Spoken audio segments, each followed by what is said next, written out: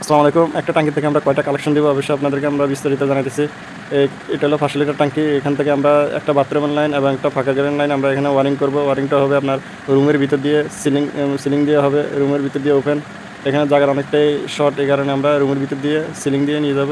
এগুলো হলো আমরা এগুলো এখন ফিটিং করতেছি। পাইপগুলো দেখতে পাইতেছেন, এগুলো আমরা কেটে নিয়েছি সাইজ মতো। এখানে একটা বল বাল্ব দেখতেছেন আর একটা টি দেখতেছেন। টি এই জন্য দিয়েছি, এখানে একটা গ্যাস পাইপ হবে। গ্যাস পাইপ যদি না দিই অবশ্যই এখানে পানির প্রেশারটা কম থাকবে এবং পানি আসতে অনেকটাই সময় নেবে। এই জন্য আমরা এখানে সবসময় গ্যাস পাইপ দিয়ে থাকি। এখন দেখতে পাচ্ছেন এখানে আমরা এখন ট্যাবন দিয়ে ইউনিয়নটা লাগাবো। অবশ্যই আপনাদের কাছে যদি ভিডিওটা ভালো লাগে অবশ্যই শেয়ার করে দেবেন বেশি বেশি, এবং লাইক দিবেন, এবং ফেসবুকে ফলো দিবেন, এবং ইউটিউবে সাবস্ক্রাইব করে দিবেন। এখানে কয়েল পাইপটা অনেকটাই পাতলা, কিছু কারণে এখানে বাজেটের অনেকটাই কম, এই জন্যই উনি নিজেই কম দামে পাইপ আনছে। অবশ্যই যাদের একটু বাজেট বেশি অবশ্যই তারা একটু ভালো মানের পাইপ লাগাবেন। সবার তো এক হয় না, যার যার যেরকম সামর্থ্য হয় আর কি। এখানে দেখতে পাচ্ছেন আমরা এখানে ঘরের ভিতরে ওয়ারিং করতেছি। দেখেন এখানে ঘরের ভিতরে আস্তরও নাই, সামর্থ্য নাই দেখিয়ে আস্তর করতে পারে নাই।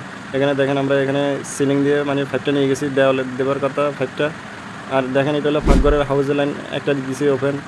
এখানে জায়গা নাই, এই ভিতরে রুমের ভিতরে দিয়ে ওয়ারিং হলো। দেখেন এটা আমরা লাইনটা ড্রিল মেশিন দিয়ে কালামগুলো মারি দিছি। এখানে অ্যালবা খাবার দিছি, এখানে একটা অ্যালবা খাবার দিছি। যদি আমরা ডাইরেক্ট দিতাম অবশ্যই সৌন্দর্যটা অনেকটাই কমে যেত। আর এটা এখানে বাথরুম দেখছেন, বাথরুম এখানে একটা কালেকশন